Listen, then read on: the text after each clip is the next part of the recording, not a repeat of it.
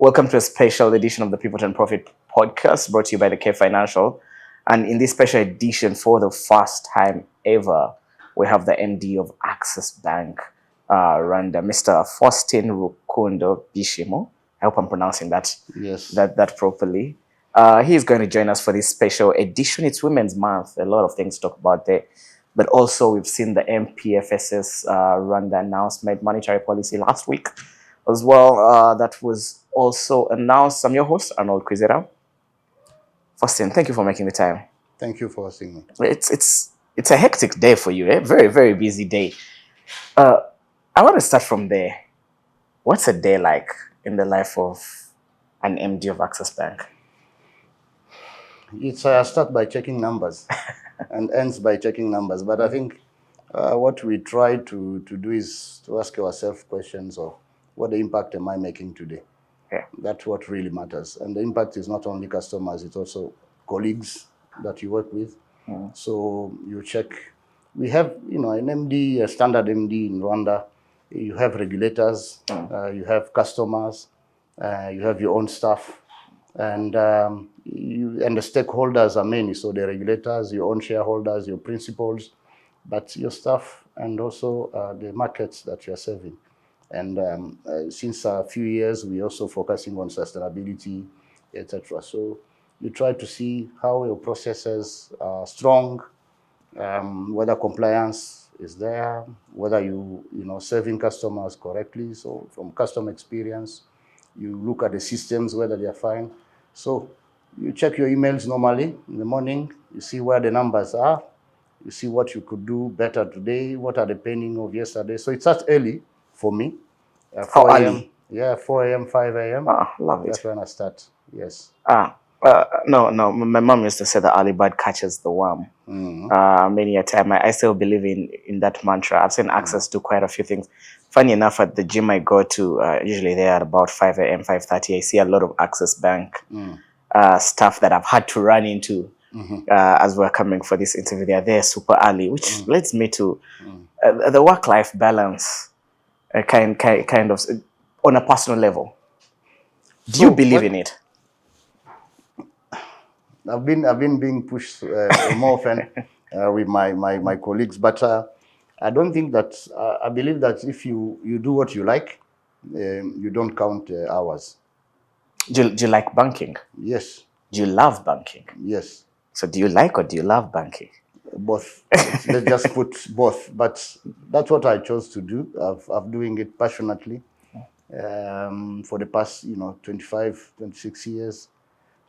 I really like, when you do what you like, you don't count hours. When you don't like what you do, then it's a pain. Every 1 hour is a pain.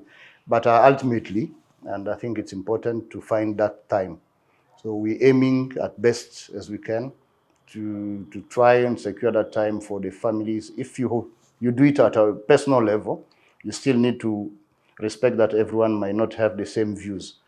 However, we have, in case of Access, we have a very young staff personnel. 75–80% of our staff have below 26, 25.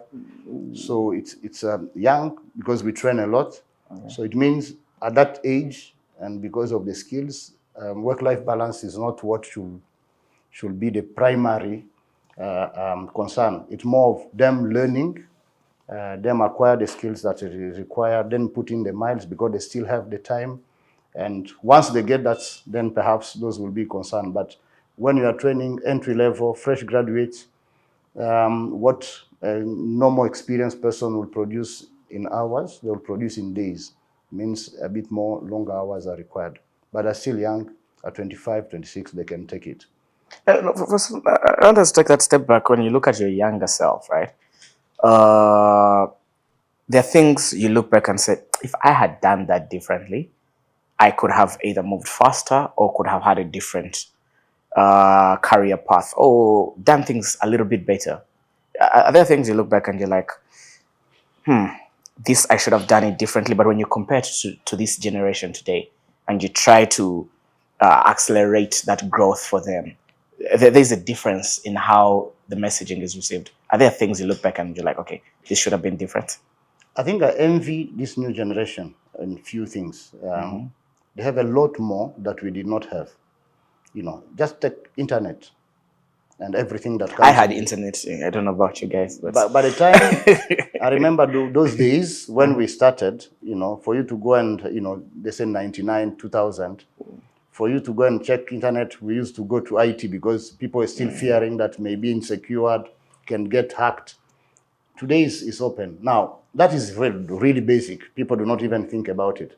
But it was that. It means now you have AI, you have YouTube, you have Google, all that. It means the knowledge, the ease of knowledge that you can acquire, it's so immense that I don't understand. They take it for granted. That's what perhaps they take it for granted. So I envy them that ability to learn. They are smarter than we were. I mean, at their age, they're much smarter, more open, a bit more free in their mind because perhaps they did not go through what some of us went through. So they are free of thinking. If they can say, I'm going to Dubai and work, as we did not have that openness.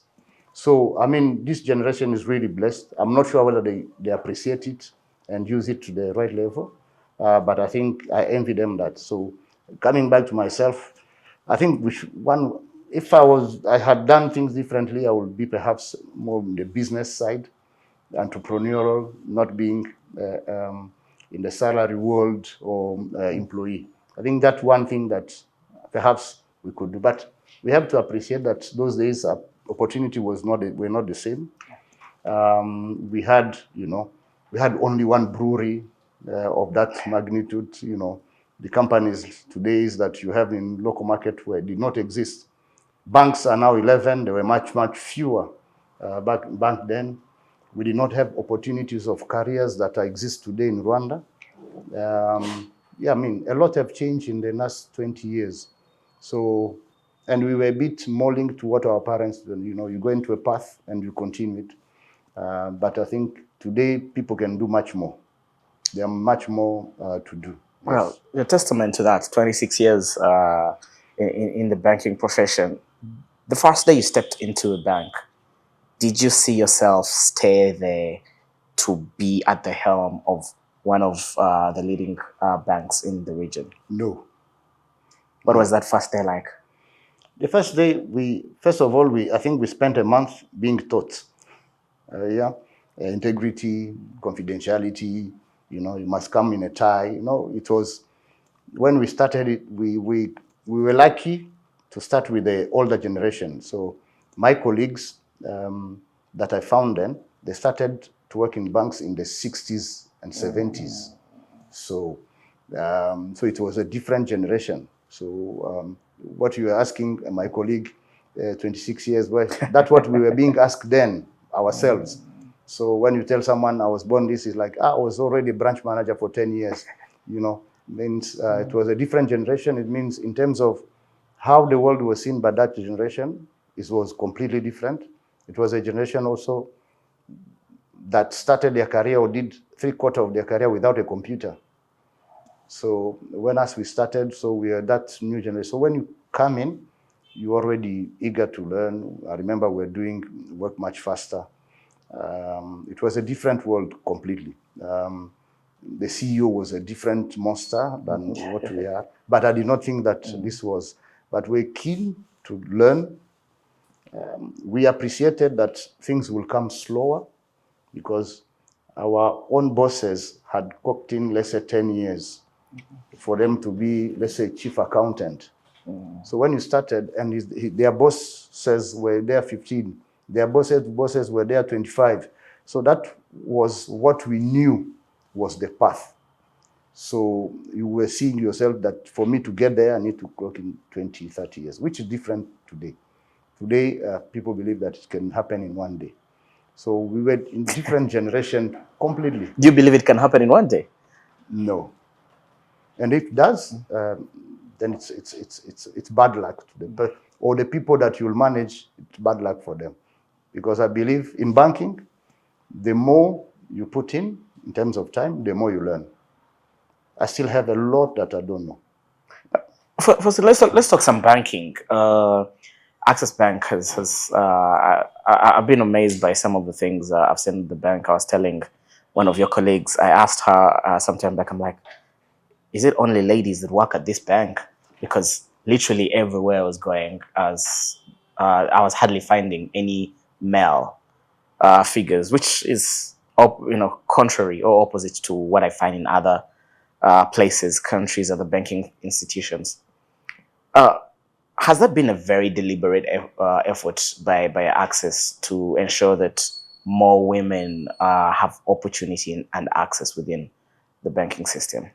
Definitely. I mean, at Access Bank Rwanda, it has been deliberate. I can tell you 5 years ago, it was different. It was 60 male, 40 women. So we decided to go for it, deliberate. At least I've been telling my colleague that without saying it, so you just make it happen. Because when you start claiming, you create reactions unnecessary. But you just make it, but you offer opportunity to everyone. But intentionally in some sectors, you make sure that you do that. Today, it has been the reverse. Now we have almost 60 or 56, 57% women, and the rest are male. And it's nothing contrary. So intentionally, in IT was all male. We now have women there. We had information, even fields whereby it was not completely for male. So we intentionally did that. We have a training school in Nigeria where we sent our fresh graduates. We sent a majority number in female. But it's not that we intentionally or we did favor women. It just happened. It means women or young women in Rwanda have really evolved. They're much more, outgoing. They're ready to take risks. In the old days, or our days when we started, parents to let a young, fresh graduate to go for 3-4 months in Lagos where they don't know, it was not easy. So it's the society that has evolved. And I think we've just taken note of that and make sure that it happens. So if we have 60-40 in favor of female, and it's reflective on, I think, at management level, so that is the whole stuff. At management, we are 50-50. So it's not only junior, etc. And I may say without, a doubt that we are, if not the first or the top bank in that position. We don't talk about it much because we take it, I think, for granted. Yeah.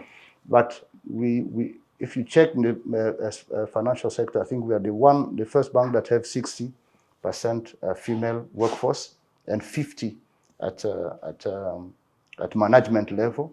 We are even currently improving on our increasing the number of our directors. I have intentionally been looking only for females so that we increase that sense, and we believe by that process, end of this year, it will be almost 40%. So we're really intentional about that. And as a group, Access Group, our executive directors at group level, most are women. Directors are most women. So it's something that one of our late founder, Herbert Wigwe, had really, really promoted. And he was intentional about it, and he will speak about it every day. So one of the things that we started was the W initiative 15 years ago. When we started that, it was something that was not common. Intentionally having a desk dedicated for women. Everyone had it on their mission, but very few made it happen. So that's who we are as a bank, and we are trying to move that to customers as well. Yeah, we have. I think I may stop. We have had a W initiative desk for more than 16 years ago. We have financed a lot of women. And I want to hold you there because recently I was at the African Union and then the African Free Continental Trade Area in Accra, and personally I'm biased. I'm a big proponent for the economic liberalization of our continent. So you sit in a chair where you've been given much, and I believe to whom much is given, much is expected. One of the biggest challenges people face or women face, because majority of our traders across borders are women. Majority of single parents are women. The first person to ever trade under AFCFTA, in fact, the first two people to ever trade under AFCFTA, which was the taking of coffee from Rwanda and then the bringing of chocolate from Ghana. It has been done by a woman. best here in Rwanda, Bridget Harrington. She'll kill me when she sees this up there. The biggest challenge she has had, and the biggest challenges they've had, is access to finance. Because for so many reasons. You and I could have a coffee or a drink or a beer or whatever it is. And based of the familiarity, you're going to give me access to capital based on how you even know how my businesses operate, which tends to be different to how women-led businesses operate. So she will want to go through the right channels and come to the bank and fill in the forms. And many a time they're neglected. You're saying the W initiative and other initiatives within the bank are garnered towards this. Why is it important to get access to finance for women-led businesses? I mean, when same as education, when you educate a woman, there's the multiplier effect is significant in the society. So let's just put it then in the perspective of Rwanda, where majority of the population are women. So not financing women, it means you are letting a big chunk of the population outside. And if we agree that a significant portion of the businesses is led by women, and think the statistics are showing it's now getting closer to 50, in the 30, 35, it's increasing. Why will you leave a 30 or 40% of the whole business world outside financing? It's something that does not make economic sense. So it's not by charity. It just makes economic sense. So it's extremely important. As for any segment of population or a business community that has not perhaps been favored, so you need to give it a bit of attention, one, to make them feel free to access finance, to feel free to come to the banking. We are coming a long way, so laws were different, inheritance laws were different, access to ability to education was completely different. If you just look at the 30 years, the laws that have been passed, removing some of the things that were stopping women, even inheritance, access to parents, yes, so it was not there. It was a law that was passed, leave alone now the business. So we need to do that intentionally, proposing financials. As far as securities, it's not proper to women, is an issue for SMEs in general. You being a male or a female in business, obviously collateral will always, because for you to constitute a collateral, you'll have worked, you'll have purchased some assets to constitute collateral. So there are various ways you do that. You look at cash flow lending based on the track record. We now have a possibility to have even not bank account, but mobile money as a way. So I think it's now upon us financiers to come up with a creative way to assess and not always go the traditional way where you're asking collateral.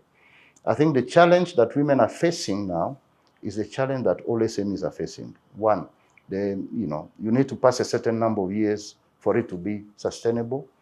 You don't have collateral. So being a woman or a man, it's a challenge. Same as youth or startup. When you're a startup, risks are perceived to be high. So they're coming in late. They're finding already market constraints. It's hitting them big time because it's almost all of them, because they are in the starting. So we need to really find ways of assisting them. That's why the W initiatives or W desk, it helped because one, we're giving at cheaper rates so that the burden is there. But I can tell you it's one of the segments where we have the lowest non-performing loans. And the most, they pay back. At least those that have survived past the traditional SME, not women, but traditional SME, 1 year issues or 2 years, lifespan. They paid us and they're loyal. So it's a segment untapped. It's a segment that needs still to be done better. But today, I mean, they're doing much, much better. It's at par. For Faustin, I'm speaking with lots of biases. I was raised by a single mother. I grew up in a very matriarchal society and home, where women have they seem to figure things out. When you look at the setting, even Rwanda as a country, right, from parliamentarians to people within the Senate, people within cabinet, there's a big push for women leadership in those places. When it comes to though people who are running successful businesses, because you wish you had done business at some point, uh, majority of the businesses or the people who have had access to capital are not women. You sound passionate about this. We all draw our passions from somewhere. As I've mentioned, I draw my passions from my mom. Where do you draw your passion from? I think must be family. I've not, women in my family are very strong women. So my mom worked like I do. So since I was born, since she passed away, she worked. She worked. So I've never seen my mom home. She worked as we do. Morning, you come back for lunch and you go back. So that's what I know. So I don't have even any model of a woman staying home. My sisters, my cousins, my aunties, they all work. They have that someone business. So I don't even consider it as something. That's why sometimes I have argument with some colleagues. For me, there's nothing even that stop a woman from doing whatever they want. Especially that the government have come up with the laws that create a level playing field. So there's nothing that stop them. Now, as I said, the issue is that because of the laws and the culture that have kept them aside of the business world, is what is making it coming late. Because you have a generation that need to go from our mom or our mom generation, whereby it was not even an option, because at that time most would have not even studied or do university. So there were a lot of things that were there that the government of Rwanda has managed to put aside. So studying, they study. Inheritance, they inherit. There's no permission that you need to open an account. They've made business account, opening an account or a business so easy that you do not need to go through people that might have biases. You go to RDB, you go to one stop center, you open, you being a woman or not. So, and the government have done so many campaigns that it has become so obvious. We realize that these things are not obvious when you go outside Rwanda, whereby some of those things governments have not given the required attention. So I think the government has created a platform for women to just fly now. The issues that they are facing, they are not facing it anymore because they are women as far as SMEs are concerned. It's no longer the issue. They are now facing issues that SMEs traditionally face. Now, support they need to give is that they have a double issue. Being an SME, then you face everything that SME, and then coming in late, then you are fewer. So the support that we are giving them as women is to try and unlock that segment that have been traditionally put aside. But they are facing today an issue that any SME faces, because male-run business that are SMEs also have the same concern. Startup, that is same concern. So by fixing SME issue, we are also fixing women and having some desk whereby we can give some collateral, risk participation, a bit of lower interest rates for women, etc. That can help that part of the population. But SMEs in general are facing an issue that we need to fix as a banking system. First, if you look at the products that you're offering at the bank and you were to pick out one product and you say, this is a product that hasn't been fully utilized or people haven't taken advantage of, what is that one product? We have what we call credit programs for the SMEs. And for us, that is something that since we are talking about women, perhaps let me stay there. In the women, we have what we call W Power, Women Power. Okay. And our W initiatives and women banking. We have a segment, women banking. For me, the levels that we are not at. And sorry for cutting you short. I want to take us back because when I was coming down to your floor here, I saw a signpost for women banking. I kid you not, I've not seen that at any bank anywhere on this continent. And it's my first time in Access offices. why does Access have a dedicated women banking section? As I said, we had some of our promoters, and one of our late promoters, Herbert, 15, 20 years ago, not even today, 20 years ago, they saw what perhaps most did not see back then. So if 15, 20 years ago, you create a women desk. So today, 20 years later, we are talking about constraints.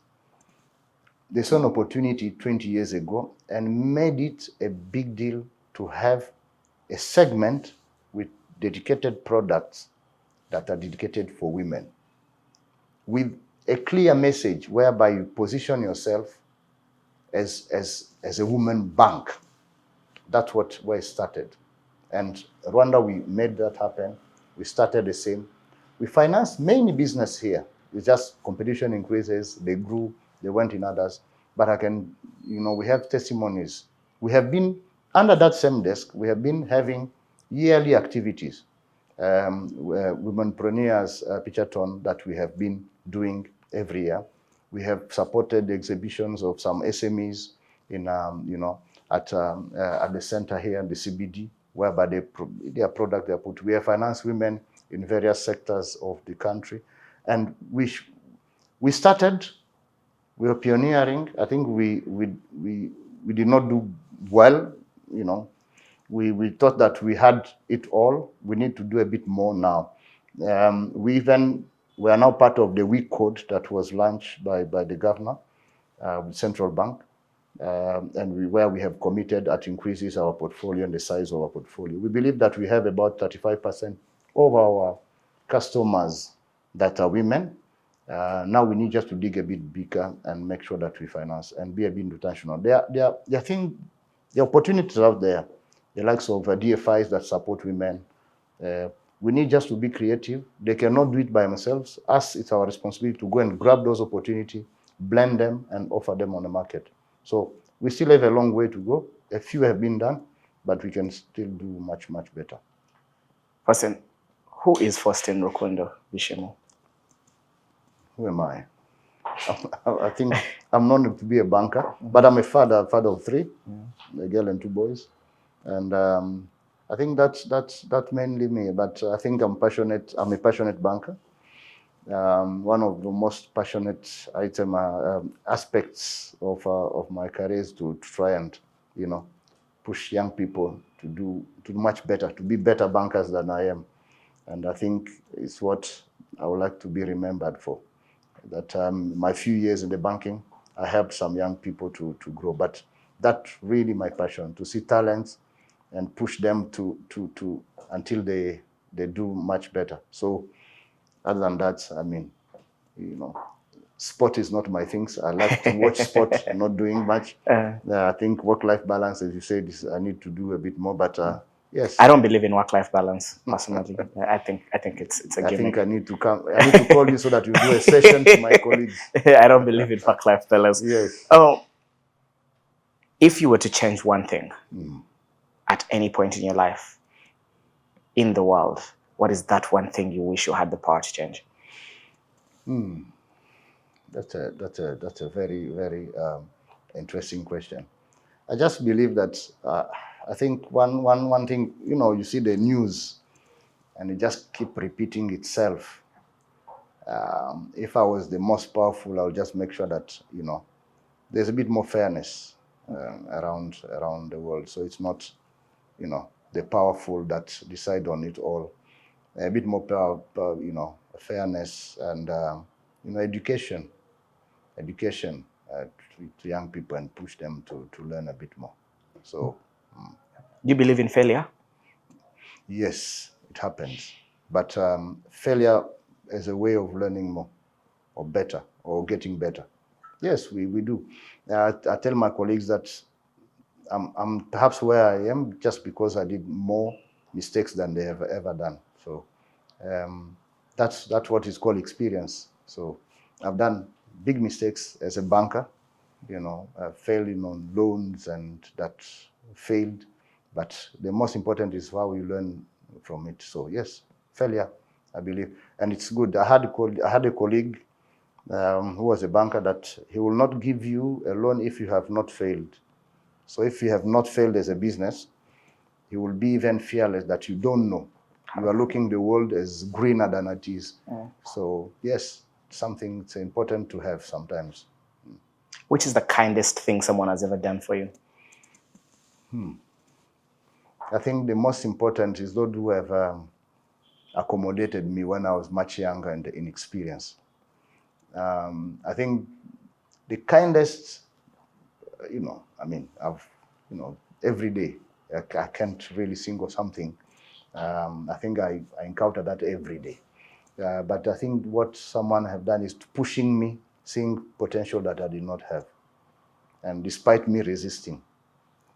And they have made me what I am just because they forced me to do what I did not want, I had a managing director that forced me to go in another department, which was completely not what I was thinking about my career. I refused, insisted, and he obliged me to go there. And that helped me to be who I am. So I'm grateful forever for him to have done. And I've had colleagues that have accommodated me through my career, friends that have helped me. Yes. I have a friend, I moved from banking, and I was about to come back. And I asked him, over a beer, just call him, please, what do you think? And him encourage me to do that, it changed my career. So you meet people, I've been lucky, perhaps, to meet friends all over my career and until today, yes. What inspires you? What or who inspires you? For me, it's what has always inspired me since I started my career. It's our current leadership in Rwanda and all those people that did whatever they did. We used to joke with friends that, when we reached those age that they had, when they were 20s, they were in their 20s, when they were in the struggle, when they took over the country and run the country and make it what it is. So you like, I can't, for me, it's the leadership of this country. All those people that have done the wonders, I believe that, they are the most inspiring people that I see them, I know them, and I don't know how they did it, and still doing it. And when I see I have a bank to run, how difficult it is, then I ask myself how it had been difficult. So those are the most, inspiring, starting from our president all the way to all the people that have been, in this. It has been difficult, I guess, and those are the people that inspire me. Q1 is done for the year. 3 quarters to go. Where should we expect Access to be when reading yearly results? Access Bank Rwanda, when reading yearly results in 2027. We are not a good year so far. We have not had a good year to our expectations. One thing that defines us is our aspirations are extremely high. So we are not happy with wherever we are. But I think what we are struggling, despite numbers, what we are trying is to create value to our customers and create value to our shareholders. That's our aim. And as far as value to our shareholders and customers, so far we've delivered. May not always reflect in the bottom line, but we have done well. And I think I look at Access Bank also differently. One of the things that we have been doing is training young people. So every year we train about 50. In my 5 years, if we've done 200, 250 young graduates that we have made become bankers, it's one of the things that I'm most proud of, because those people are the ones that are making the banking sector sound, and stable, as you were saying, from the monetary policy today. Those are the guys that are running the bank. If you go in any bank here, at management level or at the bottom, you'll find someone that we trained. So as a contribution to society, I think it's something that we have done well. And if majority of those are women, then we are making the sector change to the better. Hossein, my last question here, and it's one that comes up on X, Twitter, for the social media people. It's usually the debate regarding banking and fintechs, right? Banks want to be fintechs or are trying to move like fintechs. Fintechs want to be banks. If you look at any fintech builder out there. They are trying to build some form of neon bank, digital bank. The end goal is to try to be an access without the bigger assets. What's your take on these two? Are they competitors? Do they need to work in a symbiotic way with each other? What's the banks versus fintech model for you? For me, those are partners. They're partners. While they can be competitors when they innovate, etc., but they're partners. We are highly regulated. We are in a special case. Since they are coming, they have some advantages, but in a special case whereby we leverage the capital of a bank, of a standard bank, even biggest bank in this country, is 20 billion francs. But the asset and customer deposits, some banks have trillion. So that's why we are highly regulated, because we really highly leverage and we use depositors' money, so the population. Some of those constraints fintech do not have. But fintech are a bit more innovative than banks are. So it's a good partnership that we can do. One thing, for example, if you do the mobile money, without the mobile money, banking service would have not penetrated to the level it is today. So they have literally created a market for banks. So there's no bank, one of the telcos will have 5 million customers. There's no bank that has 5 million customers. It means they've created room for those people to grow, to know how to transact, and to become eventually eligible customer for us. So for me, they are partners. So if I integrate with one or telcos, I have access to those customers over there. So for me, they are partner in whatever way, in whichever way. And now, if they bring up new products that we are not able to do, it's better. They will create more convenience, etc. And it forces us to be, so I'm not seeing them as a competition. No. People say that they're eating our lunch. No, they are creating new, actually, and they're making the pie a bit bigger. So they're partners, as far as I'm concerned. The pie is a little bit bigger. That means there's room for everyone at the table. You've been listening to another episode of the Pivot and Profit podcast by the K Financial. Find it across all your podcast platforms, Apple, Spotify. Thank you for making it the #1 financial news podcast on the African continent. As always, Arnold Quizera. Today, a special guest for his first ever media interview appearance. He's the MD of Access Bank, Rwanda, Mr. Faustin Rukundo Bishimo. Have a great rest of your day. Thank you.